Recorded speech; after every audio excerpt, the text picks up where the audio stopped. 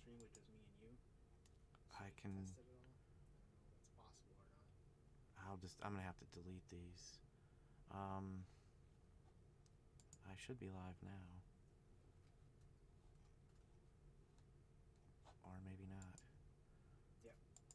Hopefully, we got another live stream where you can hear me all at once. Let's see here. Let's see if I can get back in one more time.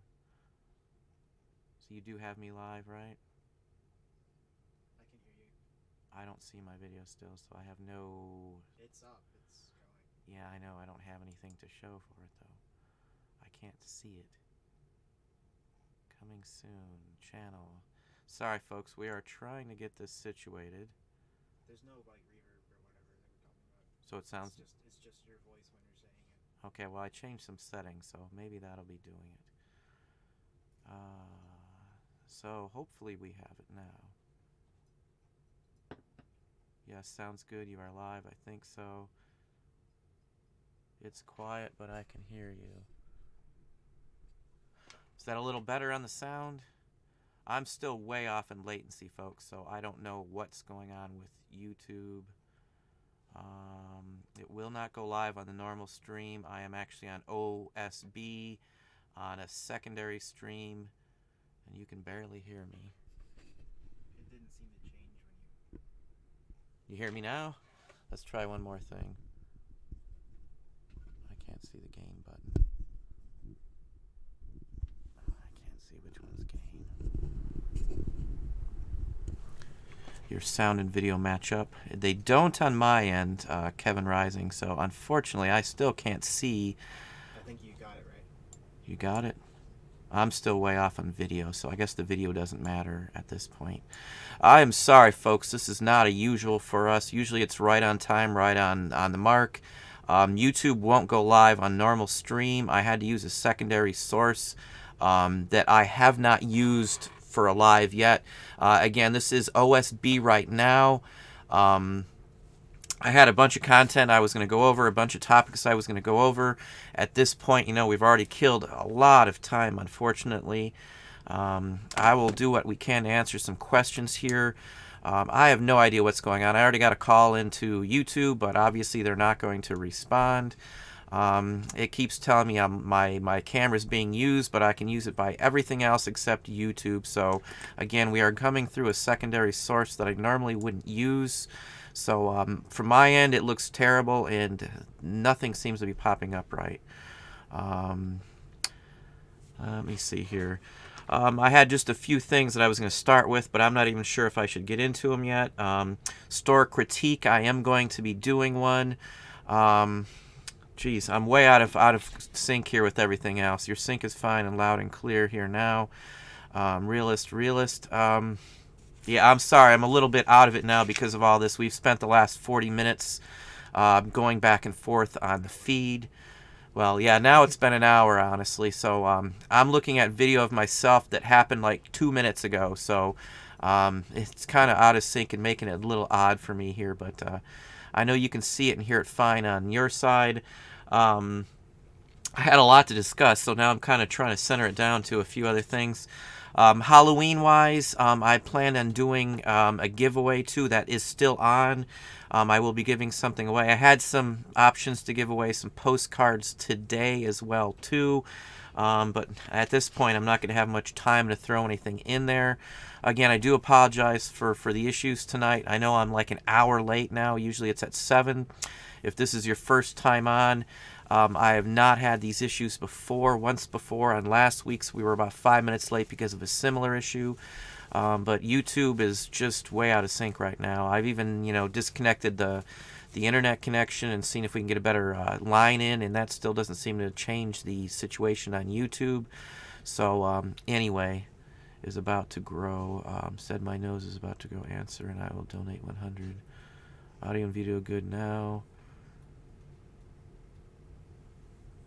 Yes, Caesar, welcome. Again, this is not a typical live. Usually I start at 7, and I do not have these issues. I just figured I'd give a shout out on OSB and see what happens. So again, Yeah, unfortunately, my time-wise, I'll probably have to still cut it off at 8:30. That is my allotted time usually for this because I do have other things that I do, and I do have a paid employee here today, as I always do for live feed, just to help whittle through something that might happen just like this today. And we obviously have, he's on another PC right across from me. It's Ian. You've seen him before in videos. So we need somebody to at least be able to tell if I'm live because it's kind of hard to tell looking at the screen. YouTube said I was live twice now today, and obviously this is actually just the second little clipping I've had live. So obviously we're not going to get a ton out of this tonight. So I do apologize for those who are new and not seeing any content really much talking about. But I guess I'll get into a few things. I'll bring up Proposition 65 one more time because I had a bunch of questions, and even after I've posted some comments on it, Prop 65, if you're unaware, was the Clean Water Act from California, and eBay has added a spot where you can actually put information, which you would be required to if you have more than 10 employees. So pretty much everybody here would not qualify for having to worry about Proposition 65 at all. And one of the other things, too, for those of you who sell CDs and new music DVDs, they are raising the fees on those. Doesn't affect us very much because we don't mess with most of that, but records will stay the same, and vintage vinyl across the board, player piano rolls will stay the same. All the other music other than the new CDs and the newer formats will stay the same. So those are just a few of the issues I had. Studio 1231, welcome from California. Texas Hagler, welcome. Holly Fisher, welcome. Tracy Thrifsit, welcome. I already welcomed Realist, Cindy Y, Genealogy Guy. Let's see if I missed anything. But my chat is not correct either, so hang on. It just disappeared again. Yeah, hopefully, I know I'm going to be missing some of the welcomes here, just because the feed is not correct on my side. Let's see, Kalahi, I will not try to pronounce it. Kalahi to Kali, welcome. Johnny Ferguson, Kevin Rising, Edward Dixon. Let's see here. Again, I apologize for the mishaps here we are having. It is out of my control. Welcome, Sir Thrifts a lot. Welcome, Nancy. Steve Rose Resale, welcome. Let's see, Tracy Johnson or Trace Johnson. Bradley Jones. Again, we're having major technical difficulties, mostly tied with YouTube right now. So again, I'm seeing a latency on my end that's horrendous. Obviously, it's not the same on the other side. No idea why my latency's off on mine and not everybody else's. But anyway, welcome if it's your first time. Welcome, Rock and Roll Resale. Again, technical issues pretty much for the last hour. I'm so disoriented with what I had to talk about here because I'm going to have to cut it way down. I do have Patreon that we are working on. I am taking off Sunday off of eBay, and I'm personally just going to get on my Patreon. I'm going to finish my list on my videos. And we'll go from there. With Patreon, I'll be offering some other content as well too, besides what you can get here on YouTube. I'm not sure on questions wise, but if anybody has any questions, let's go ahead and shoot those out. And I'll skip my beginning comments here. Let's see here. Holly Fisher, what is the percentage of feedback you receive back from your buyers? Feedback-wise, you're lucky if you get 10% from what I see on feedback. So if I sell 100 items, I might get 10 or 15. One rule of thumb on feedback, when I do feedback, I have it set to automatically leave feedback the minute a buyer pays for the item. From my standpoint, the minute they've paid for it, they've fulfilled their obligation to, following through with the sale. Anything that happens after that point is above and beyond it. I don't worry if, say, it turns into a bad issue afterwards. The point of it is I usually like to just give the feedback out and be done with it. It's one less hassle. You can just set it for automation on that, and that's what I do with that. So feedback, I would never recommend sending out an email asking for feedback either. That's a surefire way to get a negative feedback. I don't usually leave feedback even when I buy things. I hate to say that for the most part. It's just been a force of habit lately. It's kind of up in the air on that. Anyway, hopefully that answers your question. Last time I calculated it was 11%. Reselling with Rob, yeah, that could very well be. 10% is about the average on feedback that I've seen. It goes up and down, and some people always leave feedback. In some areas, people leave feedback more than in other areas. With collectibles and antiques, it's a little higher, but across the board, it's probably about 10%. And I've seen people say, well, you only got so much feedback, so you must not have sold a lot. That means nothing. So if I have 10,000 feedback, I've probably sold 10 times that and just haven't received the feedback on it. And, I'm terrible on leaving feedback for others. In some instances, when a buyer or when a seller goes way overboard, I usually leave feedback for those. I don't so much go back in and remember to do the feedback so much. I'm more worried about selling than leaving feedback. So I guess that may be a pun on my part, and, not the best thing to do. Chad T, mine is about 30%. Yeah, coins, I guess you probably would be. The ones like in Victorian trade cards are pretty high. They're probably 30%. But across the board, like records, most people don't leave feedback on records unless it's a 78. Even on postcards, a lot of people don't leave feedback. Usually the people who come back and do return purchases from me almost always leave feedback. So that is another thing. It all plays into there. I never worry about it anymore. I know when you're first starting out, feedback's a huge issue, but we got close to 10,000 now on this account, and over that on the other account. The other account's much older than this one. So, if that gives you some idea. Because we have 2 anchor stores, and then I have a regular a premium store as well, too. And I have feedback across the board in different statuses on either one of those accounts. So, that's just an FYI. You can only leave automatic feedback with a large store. That may be the case, Anthony. I am not sure on that, honestly. Just because I've had it so long set up this way, it's hard to say, I'll probably have to look into that, and I'll post all the if, ands, and buts and what they say from a store. I've got to call eBay tomorrow anyway, so I've got a few other questions that somebody else asked too, so I will ask a bunch of questions tomorrow when I have them on the phone. Yeah, we do sell a bunch of stuff, Rob, reselling with Rob. Definitely helps mine if package slip is included. Went up to 40%. Yeah, I don't include a package slip because if you're sending out like anything media, it's against the rules. You can't send anything. I never send a package slip in anything I ever do, and I never pay attention to those. In some incidences, people will actually be mad if you send out a packing slip, especially if it's a gift and they didn't say anything to you. Your call on packing slips, but I never do a packing slip, ever, ever, ever, ever. I have never done one, and I've never done one in the 5 years I've been on. Again, that's just my call. Whatever works for you is fine.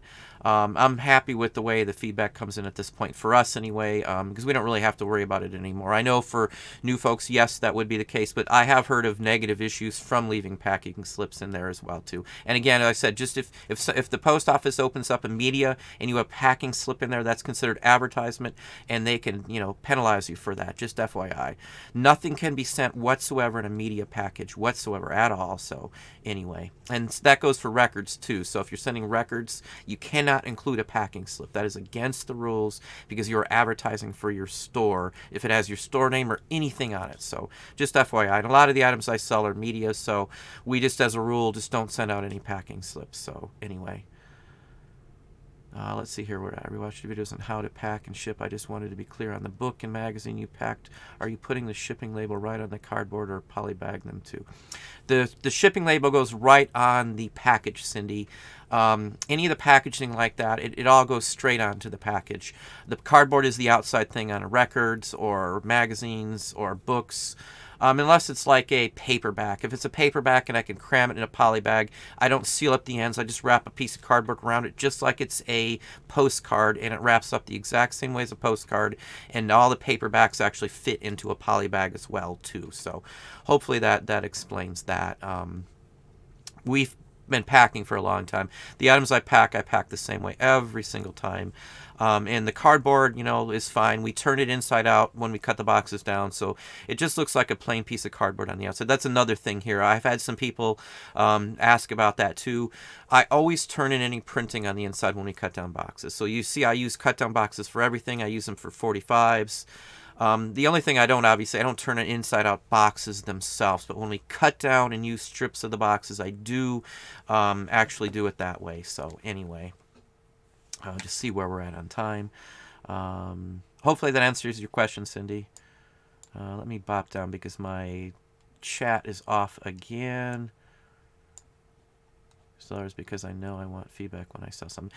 Yeah, I know, SP. I used to leave feedback, but we do sell on a couple of the accounts, and when you sell, it actually can show some of the items you're buying. So it used to be a big no-no never to leave feedback when you're buying.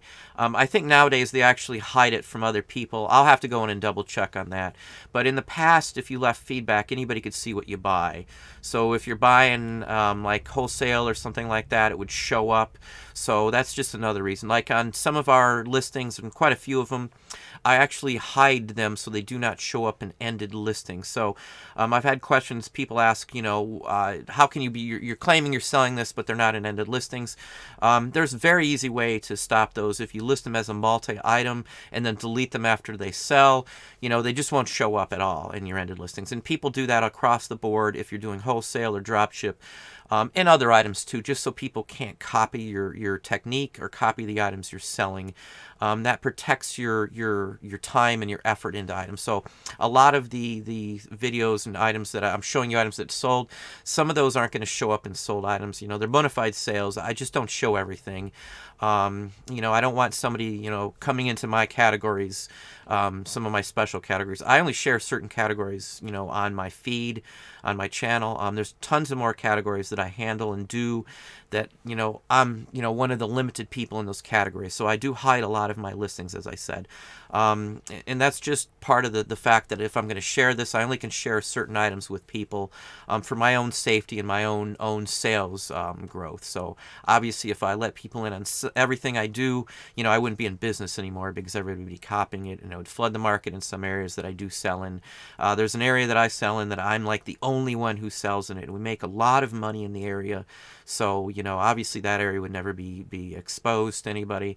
And it's on our other account. And on top of that, none of the listings show up in the ended listings as well, too. So anyway, I know there's plenty of videos on how to do that. If you're interested, I might throw a video out on actually addressing that in more detail and actually showing you how to do it. Because I know there's people out there who drop ship and do other things like that in retail arbitrage, and you don't really want everybody else hopping on the item, because if you're retail arbitraging, say when Christmas time comes along, and you're announcing what you're doing, or someone sees your listings, they're just going to go to the stores and snake out those same items, and then you're not going to be able to get the items. And they'll flood the market, and your items will go down the amount you'll be able to get from, because there'll be too much competition in that category. So anyway, that's about what it is. If you need to go at 8:30, I'll just let it run for a little longer. You don't have to worry about it. Hopefully that gives you an idea. And Anthony, again, I'll look into the automatic, because I was under the impression some of the other feedback could be left as well automatically. But again, I could be wrong. We have, large accounts across the board, and, I don't see a normal account anymore these days. I have no access to see what a normal basic account or anything below premium. And I don't leave or do much on my premium account, so I haven't even checked into that. So maybe the feature's there, maybe it's not on the premium. If anybody has a premium, just maybe you could pop that in there if if it gives you automatic feedback that you can leave. Again, I'm not really sure. I don't pay attention to that too much. I know on both of our anchor stores I can leave auto feedback, and I've had it set that way for years. I don't even go back and mess with it at all. So anyway. Let's see here. Let me get to some questions if I got many. Let's see here. Again, we just moved a whole... Oh, geez. Yeah, it's acting up again. I'm sorry, folks. My chat is like 7 pages down. Let me see if I can find out where I was again. Hang on, folks. I'm sorry. This YouTube has been having major issues today for us. Everything's been playing fine, but live-wise, it's pretty awful. Yeah, Reseller, Rob here. I believe some of the older folks do leave feedback, more so than other people. Again, that's just what I've seen in the past. Like comic books, I almost never get feedback on comic books unless it seems like it's an older person. The younger folks just don't seem to leave feedback. They're more interested in the items. And the small toys I never seem to get feedback on as well either. That's just the drawback on selling some items like that. But like the Victorian trade cards, most of the people who buy from us have bought from me before, and I almost always get feedback from those. And again, that percentage may be 30 or 40% on those items, but across the board, if I did an average, it's only like 10%. Yeah, I know we talked about packing slips. I don't put a packing slip in because if you do send anything media, you can get in trouble with the packing slip in a media item. Or someone may be mad if you send a packing slip out and they were trying to do it as a gift and didn't think to say anything. So anyway, I don't do packing slips at all. Saves time, saves money. It's just the item goes out, they're happy with it, and they're not, then they send me a notice and then I go from there anyway. But I haven't had any issues. I had a neutral the other day over somebody who altered an item and then wanted to get a refund on it but didn't want to send the item back. That's the only issue I've had. And I did contact eBay on that just to be safe and cover myself. And then he was all mad because I made a comment that he altered the item and then he refused the return. But, he already left a neutral on me over that and I wasn't going to worry about it at that point. But I've got a neutral or two at this point. But that's about all I usually get. And depending on your feedback, if you have a ton of feedback, you can get a negative and it still won't bring your total down below 100, just FYI, depending on how many you get a month. So, and there are ways to flush those out too, but anyway, let's see here. Let me go down and see what we got. I do not use Worth Point at all. I never have. I have friends who have it. I've not found it a whole bunch of usefulness. Just because if it's old data, it's not much use at all for me. Most of the items we sell, it has to be pretty much new information for it to be any good to me. Prices change constantly, so if you're looking at Worth Point from 6 months, a year ago, those prices aren't relevant to what's going on. That's why eBay is probably the best source for prior information because you get only the last 3 or so months, and it's all current information. Items can be priced differently depending on the time of year and the season. Like records, for example. If it's a rare record and, there's only 1 or 2 examples up, the minute somebody puts one up and one starts to show up at a high price, you'll see others pop up. And then what happens in a month or so, that price is now down on that same item. And that's part of why I don't use that. And like even if I'm going on PopPsych and using PopPsych for record prices, I only look at them from the current date. I'll do a sort by today's date down, and then I only look at the recent actual sales, because anything from a year or two ago on any vintage item like a record or something isn't valid information because the market changes so much. You could see a record that sold last year for $1,000 and this year it only sells for $100. So I wouldn't want to price it based on a year or two ago's information, and that's part of why I don't mess with Worth Point with that. I know there's 2 or 3 other sites. I do pay for PopPsych, but I do a ton of records and I sell more than just on eBay with records. We do Discogs. I sell on Amazon and eBay with records. And I've been tossing back and forth on Etsy. I don't know if it's really worth the time or effort, though, on Etsy. I've seen some records sell on Etsy, but overall, I haven't seen a ton sell. But, Worth Point for me, I don't care to pay for it. For what I sell, I know my areas. I know the niches I sell in very, very well. So, honestly, I don't have any issues with, having to figure out a price on most items. I can just usually come up with the price or use similar items from the same area or same type of item too. So anyway, I don't even know what Worth Point costs these days. I just personally wouldn't spend the money. Nothing against it if that's what you're doing. It helps a lot of people, I would agree. But for me, it's just not necessary for me. I mean, I think we price fairly well. There's only very rare occasions where I think I've mispriced something. So, and in a lot of cases, you can Google it without actually being on eBay. When eBay doesn't show everything, you can still find some items on Google, on the Chrome, and that's just usually where we find stuff too. So anyway, welcome everybody. I know I'm a little behind on everything here. We're trying to get to some questions. So if I didn't welcome you, I'm sorry. Pommy Pickers, welcome. Let's see here. Finally got to catch live. Welcome. Rock and Roll Reseller. You only get 1 feedback number with combined orders. It depends on the combined order. In some instances, you can get Let's say they bought some from me in like one day of the week, and then they bought some from me like 3 or 4 days later, or even a week or two later.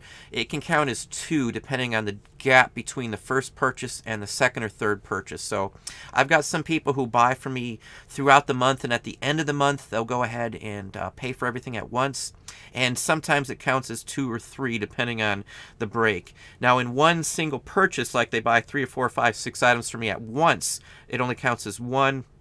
It'll still show them in there as multiple feedbacks, but it'll only count as 1 in my overall feedback rating. But again, if you've got them spread out, the purchases over the month, it's going to allow you to do 2 actual feedback rating numbers from those. So just keep that in mind. Let's see here. You have $60 stores and they both leave auto. See, that does it for you. I believe that's the premium, if I'm not mistaken. I couldn't even tell you what I pay for the premium store I have. I just don't pay much attention to our third store. Let's see, Johnny Ferguson, I deal with mostly toys and get 10, 15, 30. Yeah, that's what I said. A lot of the toys, it's a lot lower than that. And clothing-wise, it's rare that I see much feedback on that. It might only be 5 or 10%. I only sell jackets and things like that. A lot of the overseas, though, shoppers do leave feedback for me, so which is surprising. I guess they just want to make sure they can still purchase from overseas vendors, so they'd rather leave feedback and have a good rapport with us. At least that's my take on it. Let's see. I get good feedback about my packaging and my postcards. I pack them exactly as you. Yep. Southeastern Ohio picker. The postcard wise, I always get good feedback when somebody leaves it on the postcards. You can look at my feedback. There's probably half of them say great packing on them across the board. Not just a ton of them across the board say that. I try very hard. I spent a lot of time, figuring out which way to pack and which way is the best. This isn't the way we used to send them, but through the years and cutting them up and figuring out how to use the boxes and how to get the most out of a box, and the whole works. The way I've come up with is the way that works best from us, and I haven't had any damaged issues. In some instances, I do double cardboard. I'll send them in a top load or 2 if it's a postcard. But other than that, another issue too. I've talked about boxes since we're talking about boxes here. Walmart, now you can order them from Walmart. Now I had a big stink here. You are able to order boxes from Walmart, and if you're unaware, Walmart has the cheapest boxes in town. They're half the price of the eBay boxes. They're half the price of Home Depot boxes. The best size to get are 14, the cubes, and then the 12 by 12 by I think they're 10. Or the 14, 14, 14. Those are the ones we get. They're like 68 cents, 73 cents out the door. You can order them in quantities as much as you want. I've been getting 75 at a time of each size that I use without a problem now. And I was told that it's because of the season coming into play for Christmas. So whether that's true or not, we've got a good 5 or 6 months at least where I can order boxes straight from Walmart. They won't deliver them to you, but they'll come to the store and you can just have them brought out in one of their big carts, so I can buy them in the bundles already sealed. They're easy to load up in the car. But again, Walmart has the cheapest boxes anywhere I have ever seen. They beat the box manufacturers by like 6 or 7 cents a box. And if you're ordering, 150 boxes a week, and then you cut those down, it's going to save you some money by the end of the year. And I've talked about this before. Every penny counts when you're doing this type of business. So we save a penny here, a penny there. It may not seem like a bunch, but when you add these all up at the end of the year, it saves you a lot. We save like $2,400 a year by having 2 anchor stores versus 1. We save money with our I think it's like $1,400-$1,500 on average with the final value fee discount with a top-rated plus seller. So all this adds up. We don't buy labels. We don't put in packing slips. We don't do anything extra that we don't have to. And again, every dime counts. Every dime helps. So I average a year, we probably save $5,700 above and beyond what most of the average sellers that I know do. Like I've got some friends who have 20,000 plus, and they're doing one single store. Even after they've seen that we can save $2,400, they're worried about getting stuff mixed up. They're worried about transferring. But at this point, I don't see it's an issue. We've tested some transfers of listings from one account to the other, and I don't think it's going to be an issue. So we're probably going to open up a third anchor store real soon here once I start downloading more of my files. It takes a little while with all the photos. I want to make sure all the photos are correct before I do it. So that's one of our tentative goals anyway. Let me go back to the questions here because it's now working again. I do have My chat sitting here again. So is this discussion open to all questions eBay related? Yeah, we pretty much just do eBay. I do sell on Amazon too, so I do get some Amazon questions as well. Do I do a thank you note? No, I do not do a thank you note. Studio1231. Rock and roll resale. They can equal returns. I've just had a habit not putting them there. And some weeks, half of my sales are in media. And again, you cannot put a packing slip in media at all. Nothing whatsoever can go in anything that's marked media mail. So just keep that in mind. If you're sending something overseas and you include a packing slip and there's some difference and you're not reporting all the fees and the packing slip's in there and it's open in customs, you could get yourself in trouble. You can get a fine. You can get banned from a postal service from another country. So just keep that in mind. I got a letter once from Germany from their postal service about an item they opened. I didn't have a slip in there, so thank God I didn't. But they argued over what it was and the safety and all. But it was paper items. So in the end of the day, they sent an apology and they ended up delivering it in the whole works. So anyway, I wouldn't want it to have a slip in there if it was opened overseas, just in case. I would always recommend declaring everything on the customs form, regardless of what somebody begs you to do. Anybody, if you're not aware, if you're sending something to England or UK and it's over $20, they have to pay an import fee. That is why you have to have an import-export slip on everything sent out of this country, and that is why I do not send postcards in regular envelopes anywhere. I don't do it in the US just out of force of habit. Plus, I want the tracking. I track every single item. If somebody buys a $2 postcard, they're paying $3.50 just for shipping to make sure the tracking is included.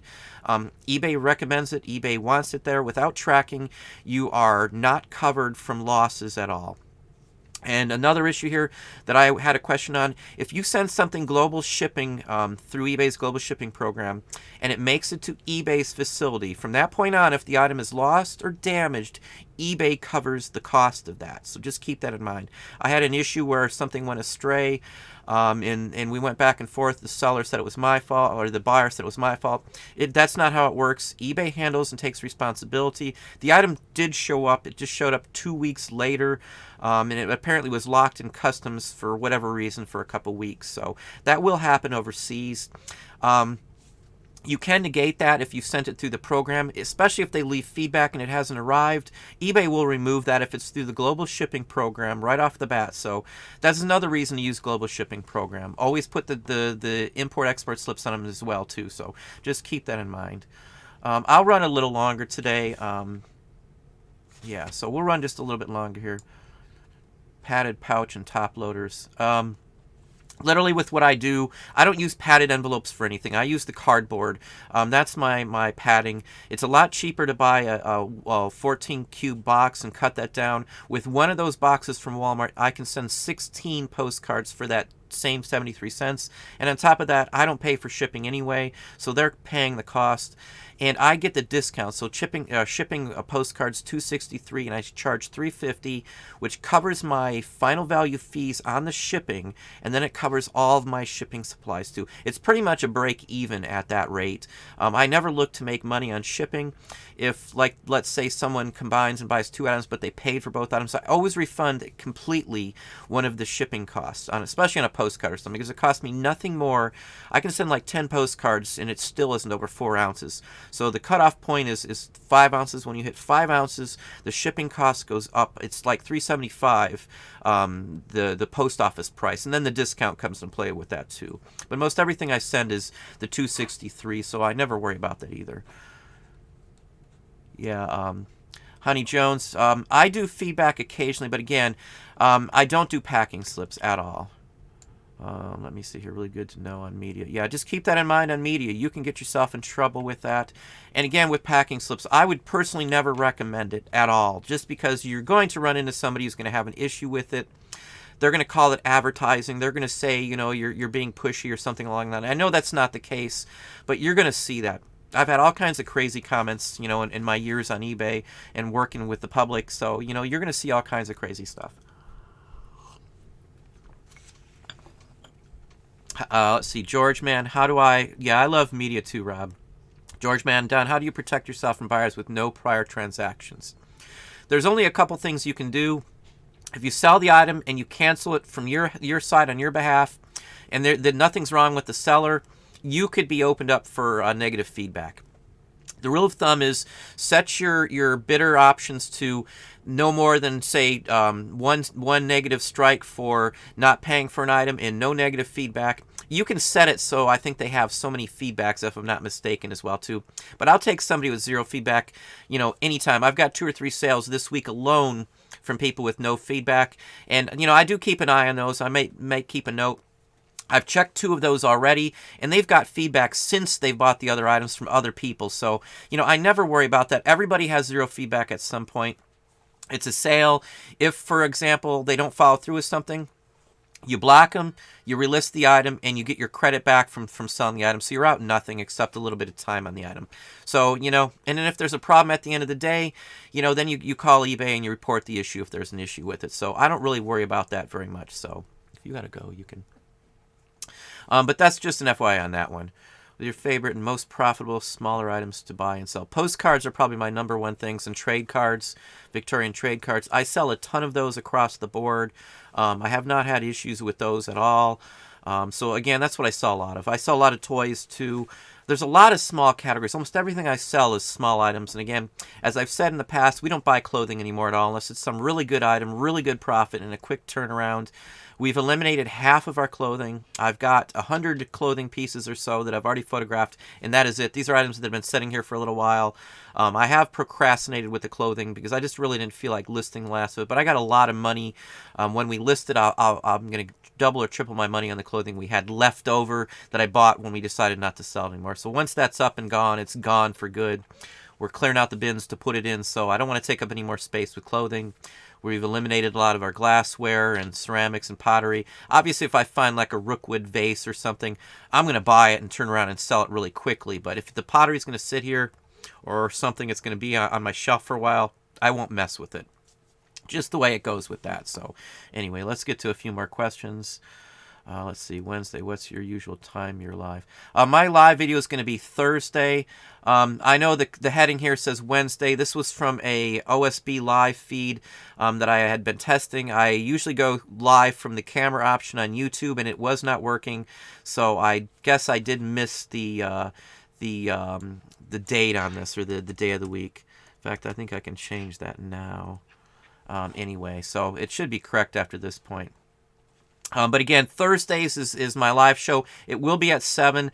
I'm going to just have OSB ready to go starting next week. So if YouTube is having issues, I should be able to work around it from OSB. I have used the program quite often. I actually have a live show title that I've already made as well too. And our intent was to go live on OSB prior to this, but unfortunately, just time constraints have limited me on getting everything situated. Sunday from now on, I'm going to take off and just handle YouTube aspects of it, because I don't usually do a whole bunch on eBay on Sunday anyway. But from now on, Sunday is going to be my YouTube and my feed day to work on stuff. So anyway, let's get down to some more questions. Let me see here. I have used packing slips just as a way to pimp for feedback. Now we have over 1,000 videos, so soon we will quit this. Yeah, Sam Dallas, just watch out on packing slips, because you can run into some issues. Some people can have an issue with the packing slips. I don't know what the deal is, other than the media I know is an issue, and again, I don't put packing slips in there because of that. I don't want to be thinking I should put a packing slip in something and miss up and put one in a media item. I just don't do it at all. It saves me time, saves me money, saves me printing time alone, where I'm not printing an invoice and such forth too. So anyway, treasure experts. Question, would you mind doing a financial video of what your one store did for the month, and maybe break down by day to see actual numbers? Sometimes money motivates others than the inventory. I can tell you right now, we're doing almost $800 a day in sales between my 2 anchor stores as of now. It's close to $30,000 a month we are selling as of right this minute on eBay sales, and that's not counting my Amazon, Discogs, Etsy, or any of the other sites that we sell on. We're on 8 different platforms right now, so YouTube's just pennies considering what we make on YouTube, and I haven't even seen a dime of anything on YouTube whatsoever yet, even though we are monetized. Because they're so far behind on everything anyway. I mean, we've been monetized, but I still haven't seen a check or anything from them. So who knows what that will be? And I'm not going to worry about that either. Most of our money comes from eBay. Our second biggest source of income is Amazon. And then Etsy and Discogs are pretty much tied, but hopefully that gives you a little bit of idea. I think $7.91 honestly is the daily rate so far this month. I do a running total, and that's my average. I've shown in another video how to do projections to give you an idea on this too. I may throw together a financial. I don't like to release total sales and exact figures or anything. Financials to me in the business I've worked in have been semi of a company only, for company eyes only, and we actually had to sign a disclosure agreement with every company I've ever worked for as a manager, stating that I would not release that information. So I've kind of kept some of that out from the eye. I have shown some basic information and all, but I may address that and may go into it a little better detail here. I don't like to share everything, obviously. Some is personal information. You can get the gist just by looking at some of my sales on the main store. I do share, but you can obviously see that we do sell a ton of merchandise. So anyway, I might go into that. In fact, why don't I just write that down? Hang on just a second there. But again, if I show something, it's only going to be on the one store either way. You're not going to see my total income off of eBay, just because we do only share the one anchor store. And as I said, we will probably be having 3 before Christmas. That is my goal. Let's see here. Hopefully that answers it a little bit, Treasure Expert, but I do have some on actual figures, I think, in some of my earlier videos from when we first started. I think we have like 240 or 250 videos up right now, so anyway. All is well now. Got another pair. Let's see here. Packing slips is just an additional cost, not needed. If you want to know what you bought, just look in the box. Need more information, check your purchase. Yeah, I never worry about a packing slip at all. I keep track of everything. I know there's people that don't even pay attention to what they ordered and forget about it. I had an item returned after it was lost in the mail for like 2 months. I'd even tracked down who it was, what it was. They hadn't a clue. It hadn't even shown up. I obviously got it out to them and all, but there's people that don't even pay attention to what they buy. I know every single thing I bought at any given time, clothing-wise or stuff for the kids. I buy games offline, obviously. My kids don't care if the games are used. You know, they have the PlayStation Network and all that too. My kids don't mess with Xbox, but you know, I don't mind buying stuff offline, but I track everything. And if they don't post a tracking number, I always ask for one. That's the first thing I ask anybody to do. Anyway, how many items do I sell a day? Across the board at all sites, maybe 60. That's Discogs, Etsy, Amazon, eBay, everything. That's probably average during this time of year. Dollar-wise is more what I worry about. I wouldn't care if I only sold one item if that one item went for 10 grand or $700 a day. We sell items that sell for over 500 constantly. I sell trade cards. The last 2 months alone, I've sold maybe 2 dozen trade cards that went for at least $650 or more. You know, that's just 2 dozen of that high of a value cards. So, you know, hopefully that gives you a little idea on what I look for. I don't honestly worry about how many items it is. That never means anything. And I've talked about this before. It never means a thing, your sell-through rate. For me, sell-through rate is nothing whatsoever. It's unimportant whatsoever. My profit margin and what I'm taking in a day matter. And I've showed, you know, final value fees. I've showed the actual listing fees and your store fees. You can kind of equate from that fees are not that much. You know, 10% is the highest they are. You know, so if you're selling an $800-900 item, you know, 10% of that is going. My profit margin is the key thing. Most everything you see behind me or anywhere that you're seeing me sell, most of the items I pay $1 or less for. Probably a good 80% of everything I sell I paid $1 or less for. Usually it's paper, usually it's small. And my profit margin across all of those items, at least 80% of my items, is 80%. So if I sell something for $100, 80 of that comes home to me. You know, that's above, that's after my fees, that's after I've paid for the item, and that's after, you know, final value fees, that's after my PayPal fees. And again, I don't pay for shipping. I don't include free shipping on anything, clothing or anything, and I still have just as much sales as I did when I did include free shipping. Because when we started, I did clothing, and I had clothing set up just like everybody else does, and had it all set for free shipping. So And then I changed it. The retail market for clothing is different. If you're going to antiques and collectibles, you can easily charge shipping on everything without an issue. So, I've had people say, well, your offers are going to be less. Well, I charge and offer my starting price is higher than most people to start with. So for me, it doesn't matter to me because I can be able to accept a lesser value on the item because it's marked up higher. In many cases, I charge 3 times what I see the average one selling for on eBay. And in many times I actually get that for it because most people don't look up. They see the item, they think it's a good price because they haven't looked it up, and then boom, I sell it. I used to think that was crazy when I first started because I'd have people tell me they'll raise the price. If something doesn't sell, they'll tell me they'll go raise the price. And I thought that was crazy. But these days, when something doesn't sell, I do go back and raise prices even. Let's say I had it up for $10, it didn't sell. I might put it up for $25 the next time around and then get an offer for $15 and then it sells. That happens all the time. And, the only thing I can say is it's lack of research from the buyer standpoint. I research when I'm buying. I research when I'm selling. I research again sometimes if I've had the item in-house for 2 or 3 months to make sure the price hasn't dropped or the price could have went up. Posties are our best friend around here. I postie everything. Let's see here. Yeah, hopefully sound is good, Holly. Let's see here. Slips. Yeah, I got you on that, Rob. Let's see. How to packs.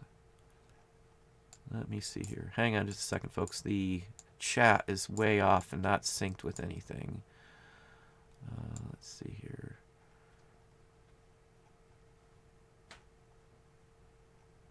Let me see here. I'm sorry if I'm missing some. This is just bopping around all over the place. What packing slip would be considered a violation of the media policy? If your packing slip says who you are, you're advertising your store. Just keep that in mind. That's the part of the packing slip you can't have. You can't have an advertisement of any kind. If it says your store name, you're promoting your store through that slip, and you can't do that. Nothing is allowed to be enclosed in a media item. It even says that on the U.S. Postal Service's site, it can only be the item and nothing else. So just keep that in mind. No packing slips at all. So that's literally what you need. Yep, books are included in that media item. You cannot include anything that has your name on it or says anything else. I guess you could just put a simple thank you with a signature, but other than that, if it has your store name, you are violating the rules by advertising your store by having your store name in there. You are a company, you're open for business, and that gives them a way to get to your store. So you're putting out an advertisement that tells them who you are and how to get to your store. So that is the key on that aspect of it. Brimfields, yes, I have been to Brimfields. That is the bomb. I have loved Brimfields. We actually flew into town when I was working up in the Boston Saugus area and flew in 2 days early just to go to Brimfields. Welcome, Saul Rivas. Mark Corbett, welcome. Let's see here. What do you sell on Amazon, if you don't mind me asking? I sell pretty much antiques, collectibles. I am ungated in collectibles. I am ungated in media. I am ungated in toys. Vintage vinyl, and those are all separate categories. You can get ungated in vintage advertising, or collectible advertising is my key area, and then vintage vinyl, and then toys, and we do sell some CDs on Amazon as well too. I finally got 2 sources that will supply me wholesale receipts, and that is all that I needed. You have to have the slips to show that you have wholesale and you're actually purchasing them. So anyway, that is something, and it helps that you're already ungated in other areas, because I usually bring that up in the emails when I'm trying to get ungated in something else. I think we've got like 8 or 9 categories I'm ungated in. I know they used to say that your ungating only lasted for like 3 months to 6 months, but I have never been ungated in the categories I sell in. They've changed some of the aspects of it, but I still have no issues listing whatsoever. So, and if they did, I've saved all my paperwork to resubmit everything as well too. So I've got all the long forms filled out in the whole works. But anyway, was wondering if I should just close my. Book-wise, I still sell books on Amazon. They are good, but FBA I do not do. I sell directly from me for the most part on books. Yeah, Brimfields is a good place to buy stuff, or it used to be. Jeezy pricey postcards, not sure what that is. No luck in finding reasonably priced postcards. Go to some auctions and go to some estate sales if you can't find them at antique malls priced reasonably. That is your only other source you're going to have in some areas. I know I had a gentleman tell me he was way out in the country and he just couldn't find any sources. You're going to have to go outside and maybe, expand your market area. I mean, for us, I have pickers, and we hit 3 states, Michigan, Ohio, and Indiana. I have pickers from. So I've got 9 people that purchase for us, and then obviously I have eyes on 2. I pay a finder's fee, too, as well. So my name is around there. I leave my name and literally tell everybody I do a finder's fee, even if it's like a estate company that does estate sales. So if they don't aren't lucky enough to get the estate sale, they'll actually turn me on, and if I get something, from a connection from like a estate sale company or an auction house, I'll give them a buyer's commission. Sometimes people might get a couple $100 from me as a commission just for turning me on to a sale. So when you do stuff like that, they call me first above and beyond the people who just want connections and don't offer any funds. So, it's worth giving away $50. It's worth giving away a couple $100 if I'm going to make $3,000 or $4,000 off of a purchase. So, you might have to go the extra step to do that. But, when you do stuff like that, it does open doors for you, and it opened them up really quickly. Because, for those who can't get the purchase or who they won't mess with, I can still come in there and get a decent purchase. I may pay more than these people because I can afford to, but a commission fee on it does help a lot. So anyway. How many pictures do I take for 33 record albums? 4 for each one. The front cover, back cover, and then the album itself. Sometimes if the actual slide-in sleeve, the protective sleeve on it is like, has liner notes or something on it, I might take 6 photos for it. If it's a cheapo record, $10-15, I'm probably only going to take 4 max, and I might show the record sitting on top of the inner sleeve, and that's really all I'll show on that photo. So anyway, hopefully that answers that. Cover-wise, if you're talking about cover, I always take front and back. Sleeve-wise is different.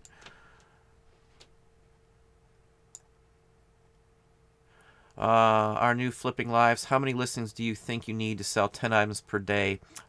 That's an almost impossible number to tell you because it depends on what you sell. If you're not researching and listing the correct items, you may sell nothing a day. You may have, 2,000 items up and have, 1 sale a day, or you may have 1,000 items up and they'll be all quick movers and you may be able to sell 100 items a day. I wouldn't worry about how many items you are selling a day. I would worry about your profit margin, how much money you are making a day. If your overhead to keep in business, you have your bills, your basic bills for your store, $1,000. You obviously have to make more than that across the board to be financially make this a business. So what you would want to do, let's say your bills are $1,500, you divide by how many days are in the month. So let's say it's 30 days. You divide, 30 into the 1,500, and you'd have a total on what your fees were per day, and you'd want to make sure you're making at least that much, if not more, just to break even. For us, as I said, we're doing close to 800. It's like 791 a day this month. Last month, it was 775, 776. The month before that, it was 750 a day in actual sales. 80% of that is take home for us across the board.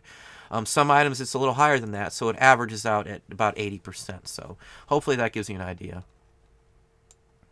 Let's see, Holly Fisher, estate sales for postcards. I found over 100 for $1 recently. That's why I say the right sale, estate sales. Here's a good example on estate sales. A lot of the estate sales do not know the value on postcards, and they're not going to look it up. Estate sale has so many days and so much time to look up everything to price it correctly for an estate sale. And if it's a huge, massive estate sale, they're going to center in on the bigger items.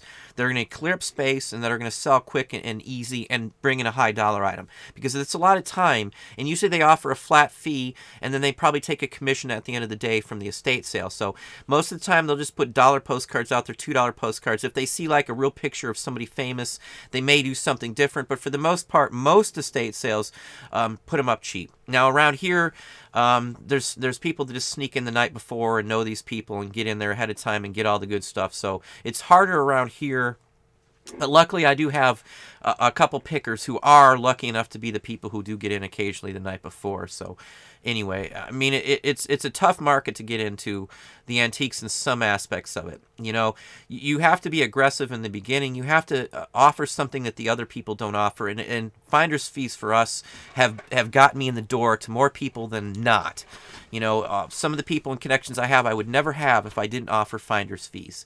And you got to be able to do this, because if you offer the finder's fees, you're not going to be able to pull them back later on and say, no, I'm not going to do finder's fees anymore.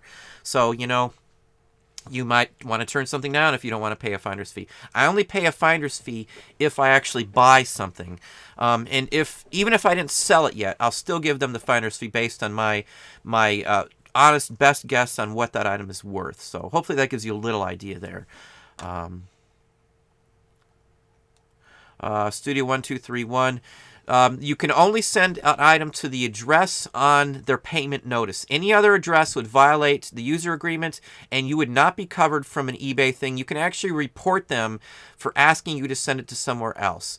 What you would have to do to officially have them send it to that address is they will have to change their address in PayPal. Chances are you'll have to cancel the listing, relist it, they'll have to repurchase it, and then pay with the correct address. Now, that's the official way. It may have changed. They may have fixed it. But as of 2 months ago, that's what I had to do for somebody. It may be an issue. They may not want to rebuy it. But if you send it to another address, you are opening yourself up for risk. I will never do that, even if it means I lose a sale. I never send to any other address than the address in the payment notice. They're able to change that address to any address they want prior to payment. So it's always suspicious when they don't do that. If I tell them that that's what they have to do and they don't want to buy it again, that is their loss. And if they leave you bad feedback for canceling it because you won't do it, eBay will remove it based on the email that's the proof that they're asking you to send it to a different address. They are not allowed to ask you to send it to another address. That is in eBay's policy, clearly stated. I have won several cases just because of that fact, because I refused to send an item out to a different address. You will be opened up to, you know, untold issues if you do that. So just don't do it. That would be my recommendation for anybody. If you need the money and you're sending it to a different address, you're not covered. So if something bad happens, you're screwed. So anyway, hopefully that answers it, Studio 1231. Let me see here. Hang on, my chat is off again. Let's see.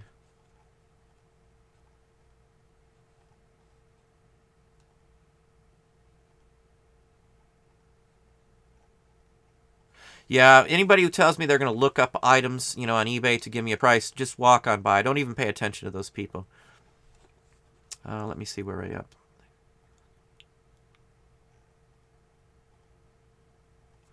Yeah, those antique malls Don has talked about being crazy high prices. I don't have many antique malls that I have issues with here. There are some that obviously, and I've talked about it before, there may be 100 booth antique mall and only 3 vendors in that booth, or 3 vendors in that entire antique mall don't price them correctly. So I may go to an antique mall and only go to 3 different booths and skip everything else in the mall because they're pricing them overpriced. So again, those are just options for you. It doesn't work everywhere, and a lot of the antique malls will overprice them or price them really high. So, you know, you've got to look around, and that's where it comes into doing your homework. If one mall is bad, check out the other malls. I would be shocked if every mall priced them correctly. You know, that's where I make my money. And again, I talk about expanding. Don't just look at postcards. Don't just look at those. You can find stuff under display cases that they haven't a clue on. Vintage gold items, a lot of people don't know if they're not marked gold. They'll pass them up and not think they're gold. But before a certain point in the Victorian era, nothing was marked gold. So if you know gold and you know what it looks like, I'm pretty lucky in finding, you know, pins and stuff that are gold. I've even found platinum pins at antique malls and antique stores that were just marked as junk jewelry that I turned around and got some good money for. So, you know, you have to know many areas. So if you go to an antique mall and they don't have, or the postcards are through the roof, look for sheet music. Look for other items that are besides the postcards. So I say you have to have a big area of items that you can purchase. You can't just stick to one category. I sell other things besides postcards, but I do make most of my money from postcards. And honestly, probably half of every postcard I get either comes from a picker or an antique mall across the board. So, you know, they are out there. They are available. There's a ton of people on my Facebook group who do find postcards at antique malls for really good money.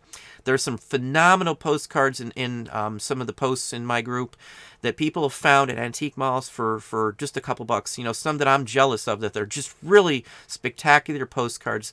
I don't find as good as postcards as I've seen in some of the postings in my group anyway. So hopefully that gives you a little bit on that. Let's see here.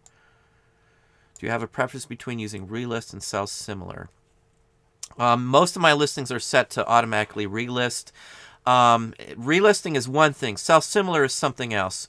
If you are selling similar, I'm listing a new item when I sell similar. I'm not relisting something.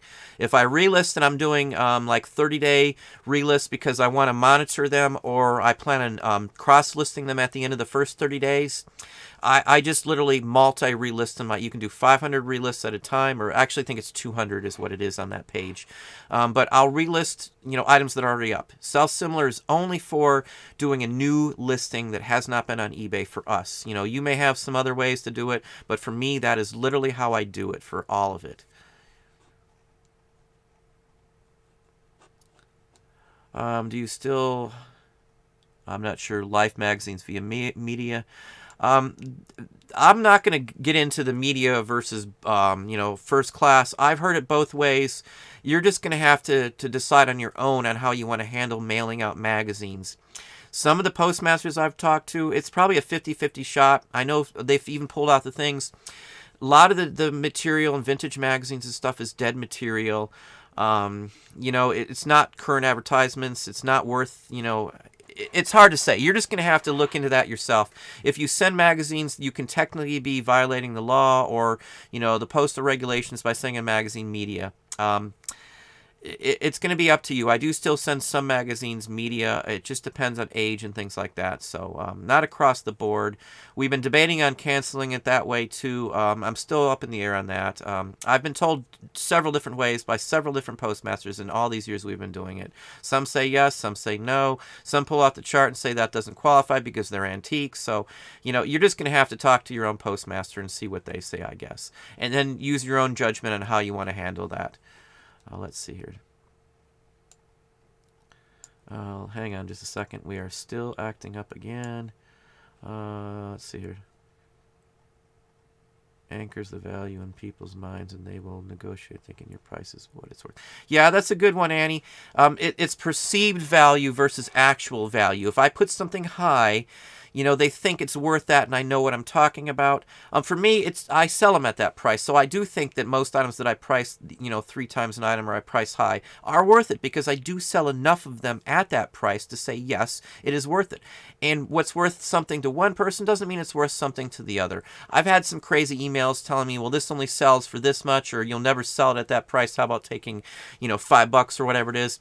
Most of the time when I get that the item sells, they're just trying to get it cheap, and they'll point out another listing. I don't care if somebody sends me a copy of another listing and says, look, it's sold 2 or 3 times for this price, especially if it's an item I know I've sold for more than that. I don't worry about the other people's pricing. I worry about what I price it at. And I don't blow them off. I'm nice and polite to them, but I literally tell people when they complain about the prices that I base my prices on what I've sold the item for, not what somebody else has sold them for, because there's many factors in how they can, what somebody else says it for. Some people might not sell them as high because of feedback or the policies or how quickly they ship out, or their pictures might be bad. And, there's so many other options and reasons why people don't sell something as high as we do. You can look at stuff that I sell and have in my What Sold videos, and you'll see that other people can sell the same items for half of what we sell them for all the time. It's perceived value versus actual value. Just keep that in mind. I'm going to cut it off here in just a few minutes here. I know it's shorter than usual. Usually I'm done by 8:30. I know it's supposed to be an hour long every day, but we usually cut it for an hour and a half. But I'm just going to see if I can get a couple more questions in here. I'm going to be ready to go with OSB next week. So if YouTube is not working on their camera live stream, I will be ready right off the bat. I had another video ready to go up tonight if this didn't work, but I really prefer to go live. Mark Corbett, you're going to have to look outside the box on these. You're going to have to check out estate sales, flea markets, garage sales even. You might find some on Craigslist. You might find some on Facebook Marketplace. And I've seen several people posted some items that they got from Facebook Marketplace in my Facebook group, and they got some decent postcards. So, again, you're going to have to check around. You can even find them at, business closing sales sometimes. It just depends on what you're looking for. And don't just center in on postcards. If, let's say, it's postcards, start looking into small toys, start looking into, maybe stamps, or start looking into bottles. There's so many other items that you can find, just even small metal items. People sell just belt buckles. I know people just sell belt buckles. There's people who sell matchbooks. There's people who just sell magazines. You can go into a store and find magazines sometimes for $1. Sheet music is always a good plus in most antique malls. $1 or $2 is usually what I find most sheet musics. And as I said, I do find postcards for $1 across the board at most places I go to. Not every booth, but again, you're going to have to hunt and peck. You might have to look through an entire mall and only find 1 or 2 vendors that are worth even looking at. Just remember which vendors they are and only waste your time on those vendors. Hopefully that gives you a little more outlook. But again, auctions. Try the local auctions, estate sale auctions, estate sales. Look online for, I think it's estatesales.com. There's, antiqueauctions.com. There's a bunch of those sites out there that'll help you out. Especially for that. I started from bottom. I started selling clothing and books. We were able to swing over to the market. There's no clothing market here to buy them reasonably. There's no bin stores. There's no Savers. Both Savers closed down. So I've had to seek other venues for finding items. It's taken me a long time again, and I offer a buyer's commission when somebody, a referral commission when somebody turns me on to good deals. So just keep that in mind. I bought 6,000 postcards the other day for $800. I gave away $50 for a buyer's commission. For turning me on to that purchase. So technically, it cost me $850 into that purchase. But I did pay out $50. So just keep that in mind. It's worth $50 to buy 6,000 postcards. You might have mass quantity. You might get lucky on something like that. I don't know your area, so I can't go into, what to do outside the box. But, there's estate sales are very good, and there's several people who commented that they found some out-of-state sales here as well, too. I can religiously do this around here, and I know where to go. There's only maybe 1/3 of the antique malls and estate auction houses and stuff that I'll even deal with around here, because most of them do price everything. So, just keep that in mind as too. Let's see here. I don't send the newspapers media mail. I send those first class. They weigh almost nothing. It's just in there. And I don't pay shipping, so I don't worry about that as well either. Newspapers, I think 12 ounces for, one section. And that's with the cardboard and all. And some people roll them. You can even send some of those rolled as well, too, if you're careful. And I do show how to make, your own tubes out of boxes, too. So just keep that in mind. Let's see here.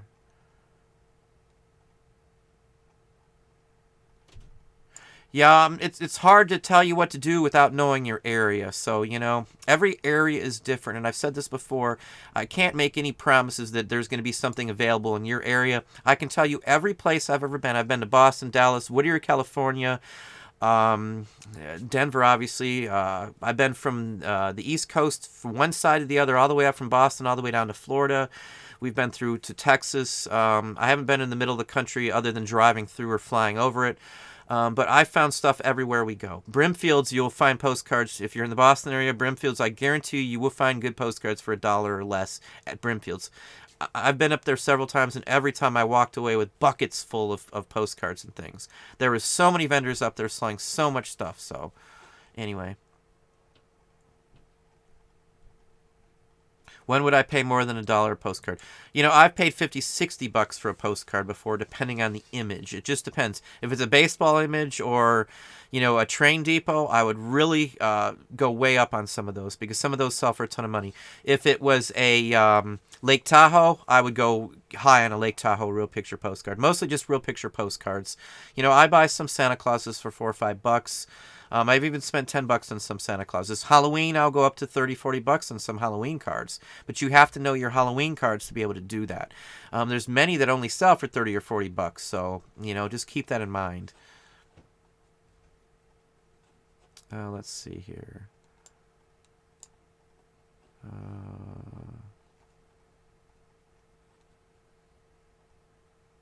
Nearest Walmart. No Walmart. You can check out box manufacturers if you have no Walmart.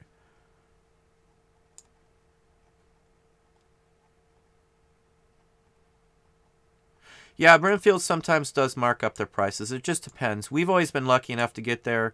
There's always a lot of people in the same area, which is the best part. You've got a huge assortment of people you can get stuff from. Thanks, Mike. Johnny Ferguson, do you test all your records for scratches? I'm a visual person. I can pretty much just look at a record and tell you if it's going to play. You know, I've seen millions of records, and I'm not exaggerating. We've handled millions of records. I've got 250,000 records probably in my possession right now. Maybe it's even more than that. I bought like 4,200 records just the other day. And sometimes I don't even go through them all for a while. So if the price is right and I know I'm going to get my money out, they may set a little while. But I've seen millions of records. It's real easy to tell if they're going to play. If it's a high dollar record, I'll put a clip of the record up on the listing, say maybe 30 seconds of either side. And at least that way, you know, they'll have a aspect of how the record's gonna sound. Never ever put an entire clip of the entire side of any song. 30 seconds is max you ever want to put up, because all somebody will do is rip the clip, and then you won't sell it as high. So especially some of the rare records, we've sold records for over $4,000, and I would never offer any of the entire clip on something like that. I only put 20 seconds of, even just to be safer on my behalf. But anyway.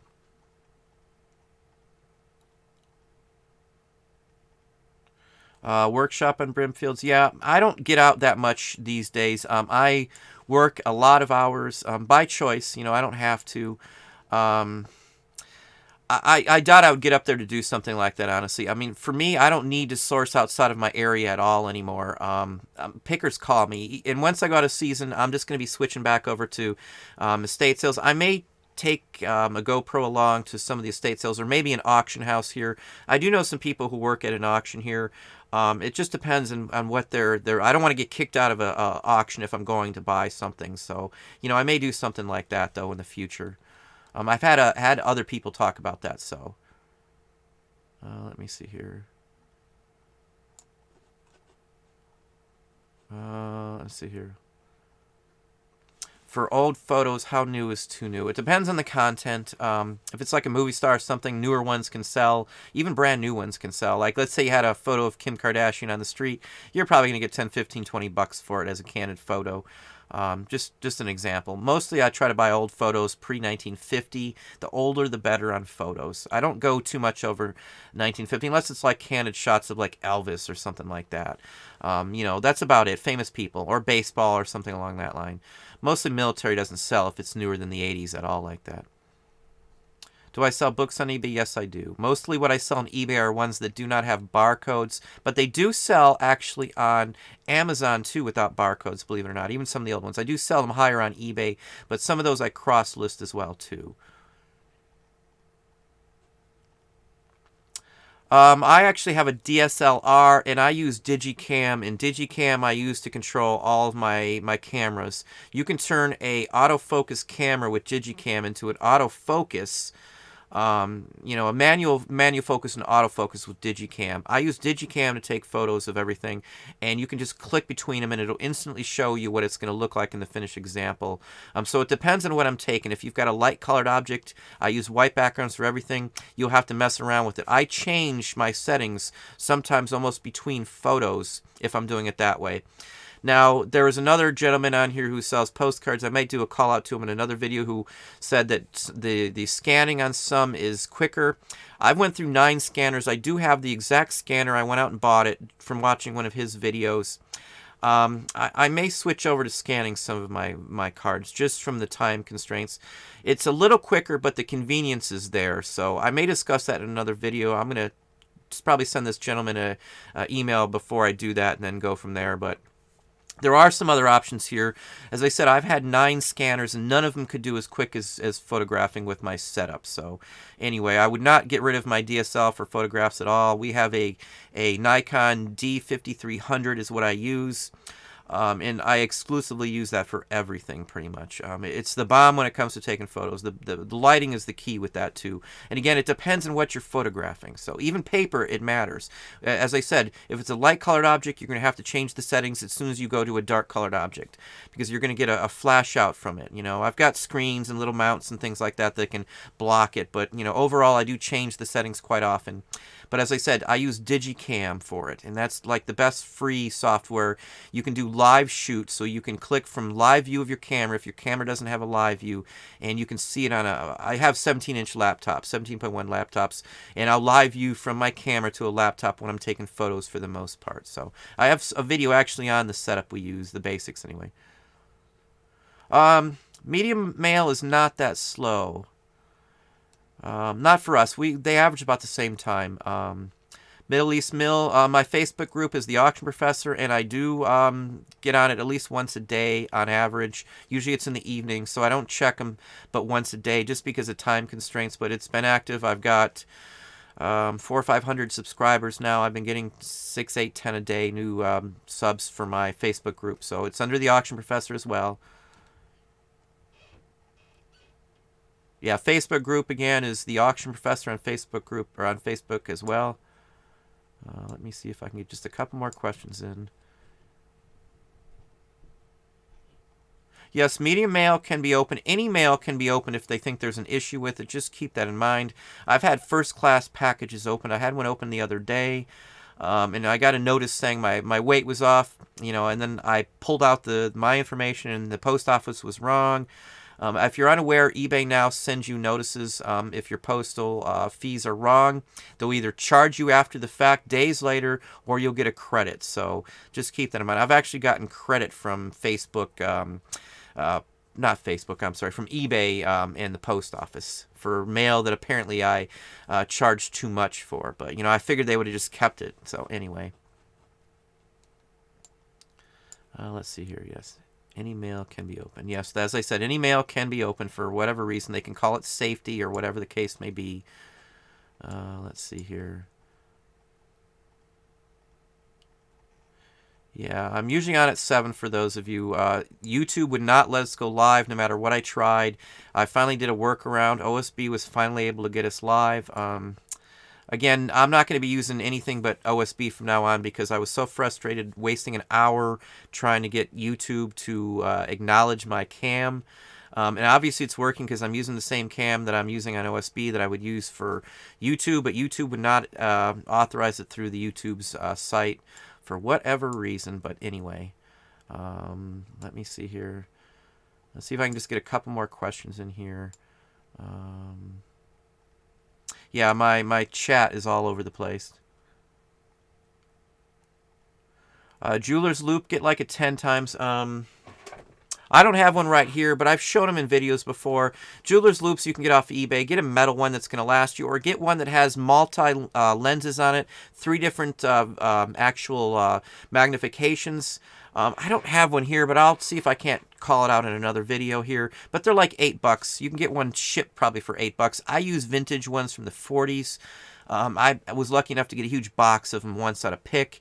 And I've used the same ones. They work better than the newer ones. But if you're going to get one with multi magnifications on them. I think maybe like 5, 10, and 30x or something like that. Again, I don't have it right here in front of me, unfortunately. But I would always recommend getting a jeweler's loupe. Even if you're not doing, postcards, even if you're not doing jewelry, I use it for all kinds of things. I found marks and things in areas that I never thought I would find. You can use them for toys and things like that. But they come in very handy. Studio 1231. Yeah, you can find a lot of stuff depending on, your sourcing in your area. Again, some people are not going to have the avenues that we have. Many people have perfect avenues for clothing. I have no savers, as I said. I only have a handful of Goodwills, and they're terrible. There's no Goodwill bin store. The closest bin store is in Columbus, which is 3 hours from me. There's no other sourcing for clothing. That's why I have to sell other items. I cannot get clothing enough anyway to make enough money to live on. I would not. I would shut my business down if I did clothing around here, just because there is no sources for me. I can't find them. I'd have to be driving 3 hours a day one direction to get anything, and it's just not practical, of course. Vintage-wise, as I said, anything older than 1950, I usually mess with photos. Let me see if I can just get a couple ones. Let me see here.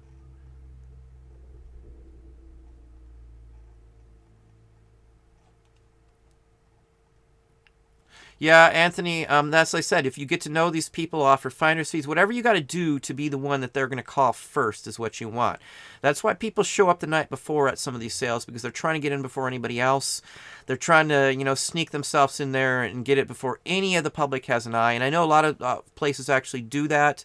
I do get into a few places ahead of time occasionally. Sometimes it's just to give them prices, and at least I get to see what's there. Sometimes I am lucky enough to get items, but for the most part, there's people that always snake me out because I'm just not willing enough to be an a-hole. Pardon my language, but I'm more a civil seller. I don't step on other people's toes. I don't grab things out of other people's hands. I won't reach in front of somebody if they're looking at something, even if they aren't touching it.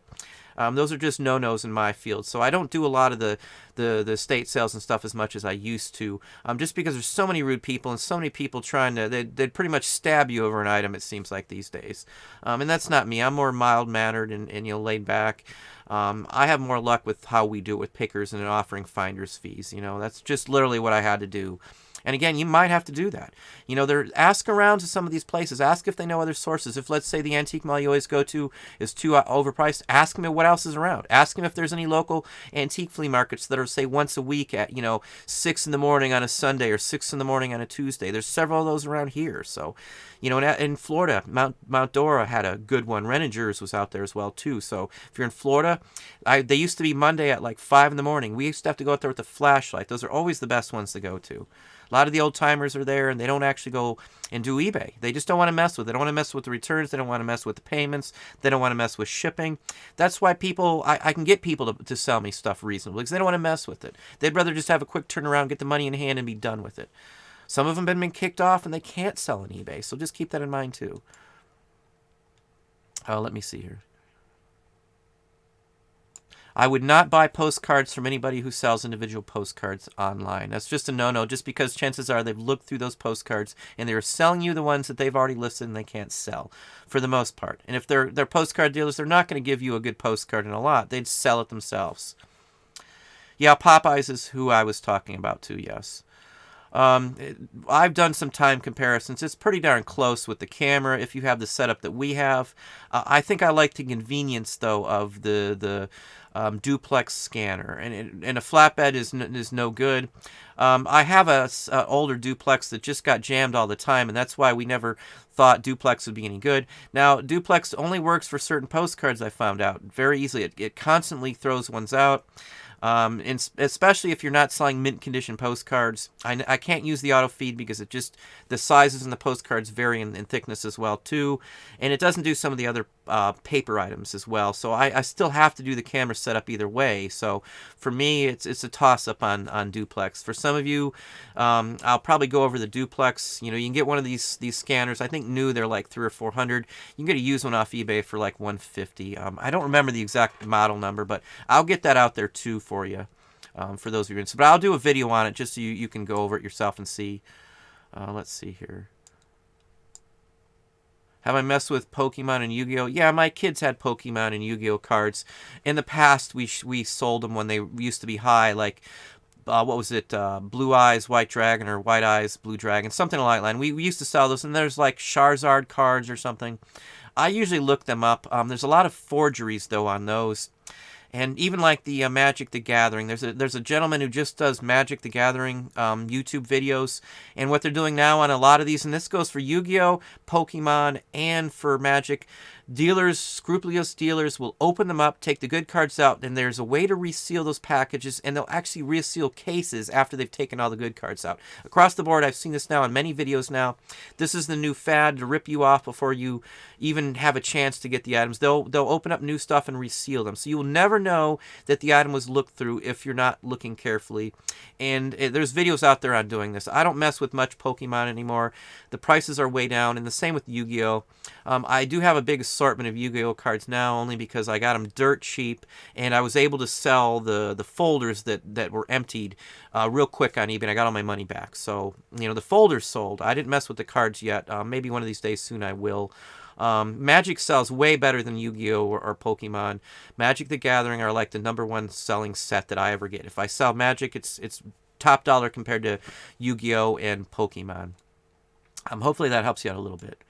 And if I'm selling the cards, I do look up all the cards, each individual, just like postcards. Every single card, as monotonous or annoying as it may be, that is what I do for it. But we're going to cut it off here. I hate to do that, but we're running really late for usual show. I will have my normal feed up on the normal day, Thursday at 7 o'clock live with OSB, so I won't be messing with YouTube. I'm not going to trust them anymore. So I'll also be able to intermix other feeds in here so you can see items when I'm talking about it. Maybe we'll do some live searches for some items here. I've got a second camera coming in as well, too, which should be here tomorrow. So I'll be able to show you multiple feeds on it so we can actually talk. So if somebody asks questions on looking up something or pricing, we'll be able to do it live. I figure that'll be the best aspect of this too. So again, I thank everybody for coming on. If you haven't hit the like button yet, please hit the like button for us here. Subscribe if you haven't. And again, today was an off chance that we had some technical issues for the first hour and I wasn't on until 8, so I do apologize. YouTube has been having issues with us this whole week. I've actually, disconnected and got a fresh line, and it still hasn't fixed the issue. So I did file a report with YouTube. But again, thanks for coming on tonight. I will be on at 7 o'clock next Thursday, rain or shine. And again, if I can't get on, I have a backup video always ready, and I had one ready for today. So again, thank you. Please hit the like button, and I'm glad to have you on tonight.